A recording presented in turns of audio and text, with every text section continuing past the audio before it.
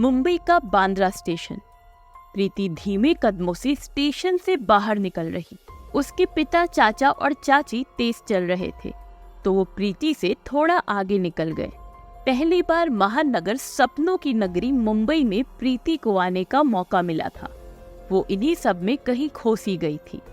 तभी अचानक से उसके कंधे पर किसी ने हाथ रखा और जैसे ही वो पलटी और कुछ देख पाती, उससे पहले ही छपाक के साथ उसके चेहरे पर कुछ पड़ा।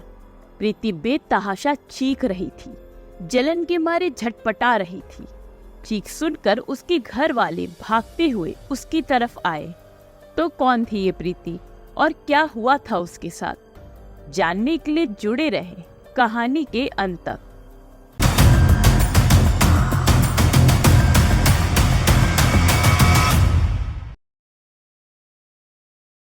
2 मई 2013 का एक ऐसा केस जिससे पूरे देश में आक्रोश व्याप्त था।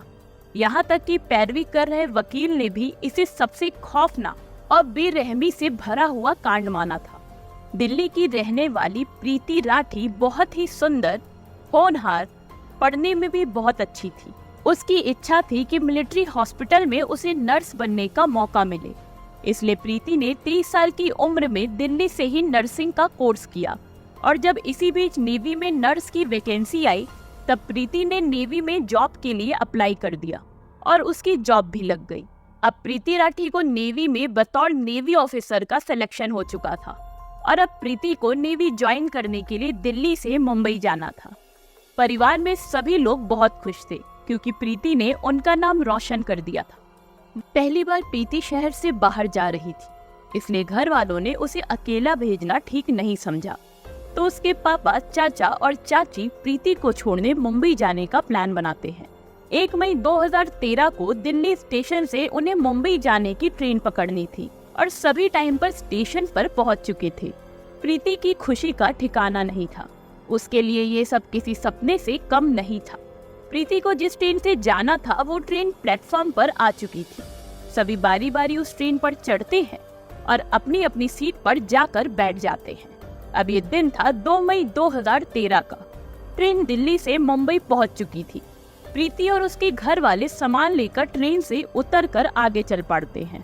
प्रीति धीरे धीरे बस अपने सपने की ओर आगे बढ़ रही थी। तभी अचानक से उसके कंधे पर कोई हाथ रखता है और जैसे ही वो पलटी और कुछ देख पाती, उससे पहले ही छपाक के साथ उसके चेहरे पर कुछ पड़ा। प्रीति बेतहाशा चीख रही थी, जलन के मारे झटपटा रही थी। चीख सुनकर उसके घर वाले भागते हुए उसकी तरफ आए। प्रीति चीखे जा रही थी और सब उसे संभाल रहे थे। जिसके भी हाथ वो पानी छूता जलन होने लगती। इसी दौरान भीड़ में खड़ा समीर शेख नाम का एक लड़का उस आदमी के पीछे भागता है जिसने प्रीति पर अटैक किया था, ये सोचकर कि शायद उस नकाबपोश को पकड़ लेगा। उस समय समीर को अंदाजा नहीं था कि प्रीति पर एसिड अटैक हुआ है। वो तो सिर्फ उस लड़के को पकड़कर उसे सबक सिखाने का सोच रहा था। समीर उसे पकड़ने के लिए हाथ आगे बढ़ाता है तो उस आदमी का नकाब समीर के हाथों से हट जाता है और समीर उसका चेहरा देख लेता है, लेकिन भीड़ का फायदा उठाते हुए वो समीर की नजरों से गायब हो जाता है। समीर को अभी तक समझ नहीं आया था कि प्रीति के साथ क्या हुआ है। तभी वो उस डब्बे को उठाता है जिससे प्रीति के ऊपर अटैक हुआ था, तो उससे कुछ बूंदें जब उसके हाथ में पड़ती है तो उसके हाथ में जलन होने लग जाती है। अब समीर समझ चुका था कि प्रीति को कितनी तकलीफ हो रही है, क्योंकि उस डब्बे में कोई आम पानी नहीं था बल्कि एसिड था। अब तक काफी भीड़ जमा हो चुकी थी। सब किसी न किसी तरह से प्रीति की मदद करने की कोशिश में लगे थे। एम्बुलेंस भी आ चुकी थी। प्रीति की हालत को देखते हुए उसे पास के ही गुरु नानक हॉस्पिटल में लेकर चले गए। हॉस्पिटल में प्रीति की हालत देखकर डॉक्टर्स की भी रूह कांप गई। डॉक्टर्स ने प्रीति के परिवार वालों को बताया कि प्रीति 12 से 15% तक जल चुकी है। लेकिन चिंता करने वाली बात तो ये थी कि प्रीति के गले में एसिड ने गहरे घाव बना दिए थे। यहाँ तक कि प्रीति का मुंह भी अंदर तक जल चुका था क्योंकि एसिड उसके मुंह के अंदर चला गया था। और डॉक्टर्स ने परिवार वालों को बता दिया था कि प्रीति की हालत बहुत सीरियस है। अब पुलिस भी मौके पर पहुंच जाती है और प्रीति के परिवार वालों से पूछताछ करती है। प्रीति की हालत कुछ भी बताने लायक नहीं थी, क्योंकि एसिड की वजह से प्रीति की आवाज जा चुकी थी। तभी पुलिस वालों को वहां समीर शेख मिलता है। ये वही समीर है जिसने प्रीति के ऊपर अटैक करने वाले का पीछा किया था और उसे पकड़ने की कोशिश की थी। समीर ने पुलिस को पूरी वारदात बताई, यहाँ तक कि उसने लड़की का स्केच बनवाने में भी मदद की। पुलिस के पास खास कुछ सबूत तो नहीं थे, लेकिन स्केच की मदद से पुलिस ने उस लड़के को ढूंढना शुरू किया, लेकिन पुलिस को कुछ हासिल नहीं हुआ। वहाँ दूसरी तरफ प्रीति भी होश में आ गई थी, लेकिन कुछ बोल पाना उसके लिए मुमकिन नहीं था, क्योंकि एसिड की वजह से उसकी आवाज चली गई। लेकिन लिखकर उसने उस दिन स्टेशन की सारी बातें पुलिस को बता दी थी। तभी 4 मई को प्रीति की छोटी बहन तनु राठी को पवन कुमार नाम की एक लड़की का फोन आता है, जो प्रीति के हालचाल के बारे में पूछ रहा था। तनु को उसका ऐसा फोन करना सही नहीं लगा, तो उसने तुरंत ये बात अपने पिता को बताई। और जब ये बात पुलिस को पता चली तो पुलिस को लगा कि हो सकता है ये वही पवन कुमार है जिसने प्रीति पर अटैक किया था। इसीलिए वो तनु को फोन करके प्रीति का हालचाल पूछ रहा है। पुलिस एक बार फिर से प्रीति के पास पहुंचती है और इस बार पुलिस प्रीति को स्केच और सीसीटीवी फुटेज दिखाती है और प्रीति से पूछती है कि इन फोटोज को देखकर प्रीति को किस पर शक है। प्रीति स्केच और सीसीटीवी को देखकर 3 नाम लिखती है। पहला नाम पवन कुमार, दूसरा अंकुर और तीसरा सत्यम। पवन का नाम सुनते ही पुलिस तुरंत पवन से पूछताछ करने पहुंच जाती है। स्केच से भी पवन की शक्ल थोड़ी बहुत मिल रही थी, तो पुलिस को यकीन हो गया था कि उन्होंने गुनहगार को अरेस्ट कर लिया है। इसी दौरान प्रीति की हालत दिन पर दिन बिगड़ती ही जा रही थी। प्रीति की काफी सर्जरी हो चुकी थी, लेकिन हालत में कोई सुधार नहीं आ रहा था। यहाँ तक कि प्रीति के कई ऑर्गन्स ने भी काम करना बंद कर दिया था। डॉक्टर्स अपनी पूरी कोशिश कर रहे थे, लेकिन 1 जून को प्रीति ने आखिरी सांसें ली। लोगों में इस केस को लेकर बहुत गुस्सा भरा हुआ था और अभी तक किसी भी गुनहगार को सजा नहीं मिली थी। पुलिस भी पवन कुमार को हिरासत में लेकर हाथ में हाथ रखकर बैठी थी और बस ऐसे ही समय निकलता जा रहा था। आप सोच रहे होंगे कि गुनहगार तो पकड़ा गया था, तो आखिर उसे सजा क्यों नहीं हो रही? दरअसल पुलिस ने जिसे हिरासत में लिया था वो तो गुनहगार था ही नहीं। प्रीति के पिता को पता चलता है कि पवन कुमार तो वारदात वाले दिन मुंबई में था ही नहीं, वो तो किसी काम से किसी और शहर में था। और ये बात वो पुलिस को बताते हैं। पुलिस की लापरवाही साफ दिख रही थी।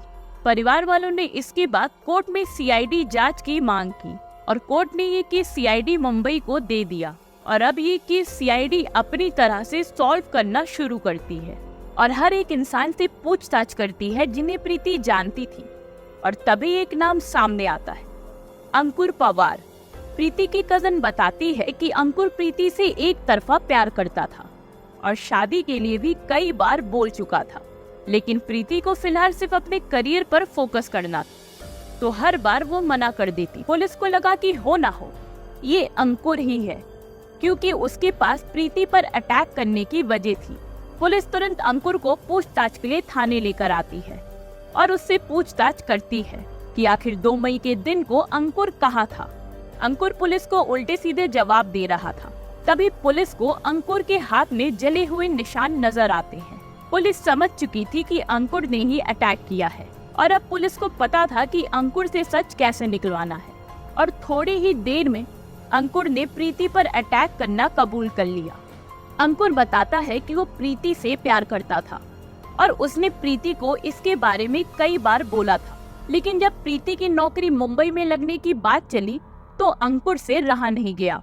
उसने आखिरी बार फिर से प्रीति से शादी करने को बोला, लेकिन प्रीति ने साफ इनकार कर दिया। अंकुर प्रीति का पड़ोसी था और परिवार वालों का प्रीति के घर आना जाना था, तो प्रीति की नौकरी को लेकर अंकुर के घर वाले और खासकर उसकी माँ उसे बहुत ज्यादा खरी खोटी सुनाने लगी, क्योंकि अंकुर तो कुछ काम धाम नहीं करता था। और इन्हीं सब से नाराज होकर अंकुर ने प्रीति पर एसिड अटैक करने का सोचा और प्रीति के साथ उसी ट्रेन पर चढ़ गया जिससे वो मुंबई जा रही थी। उसका प्लान तो ये था कि वो प्रीति पर ट्रेन में ही अटैक कर देगा, लेकिन वो संभव नहीं हो पाया। तो ट्रेन से उतरते ही जैसे ही अंकुर को मौका मिला, उसने प्रीति पर अटैक कर दिया। अब अंकुर ने गुनाह तो कबूल कर लिया था, लेकिन अब पुलिस को अंकुर के खिलाफ सबूत इकट्ठा करने थे। सबसे पहले पुलिस अंकुर के फोन की लोकेशन का पता लगाती है कि 1 और 2 मई के बीच अंकुर कहाँ था। तो फोन लोकेशन में साफ हो जाता है कि अंकुर उसी ट्रेन में था जिसमें प्रीति थी, और ये अंकुर के खिलाफ बहुत बड़ा सबूत था। अब अंकुर की आइडेंटिटी को कंफर्म करना था। तो पुलिस ने एक बार फिर से समीर शेख का सहारा लिया, क्योंकि उसने ही अटैकर को काफी करीब से देखा था, और समीर ये कंफर्म करता है कि अंकुर ही वही लड़का है जिसने प्रीति पर अटैक किया था। अब पुलिस के पास अंकुर को कोर्ट में पेश करने के लिए पर्याप्त सबूत थे। कोर्ट ने सारे सबूत और गवाहों को सुनने के बाद अंकुर को फांसी की सजा सुनाई। हम आपको बता दें कि कोर्ट में जितनी भी बार अंकुर को लाया गया था, एक बार भी उसके चेहरे पे किसी भी तरह का कोई पछतावा नहीं था, और यहाँ तक कि वो मीडिया के सामने भी कई बार विक्ट्री साइन दिखाता और पोस्ट करके फोटो भी खिंचवाता, मानो उसे अपनी किसी भी हरकत का कोई अफसोस नहीं था। अंकुर को फांसी की सजा हो जाती है। बाद में मुंबई हाई कोर्ट ने अंकुर की सजा को कम करके उम्र कैद में बदल दिया। अंकुर का प्रीति के लिए एक तरफा प्यार और प्रीति का उससे आगे निकल जाना अंकुर की ईर्ष्या का कारण बन गया, और जिस चेहरे ने उसके प्यार को ठुकरा दिया था, उसने उसे ही खराब कर दिया। एक होनहार नेवी नर्सिंग ऑफिसर के पद पर तैनात होने से पहले ही एक वैशी दरिंदे ने प्रीति की जिंदगी खत्म कर दी। तो ये थी एक ट्रू क्राइम स्टोरी, और ऐसी ही ट्रू क्राइम स्टोरीज के लिए हमारे चैनल को सब्सक्राइब करें, लाइक करें और शेयर करना ना भूलें।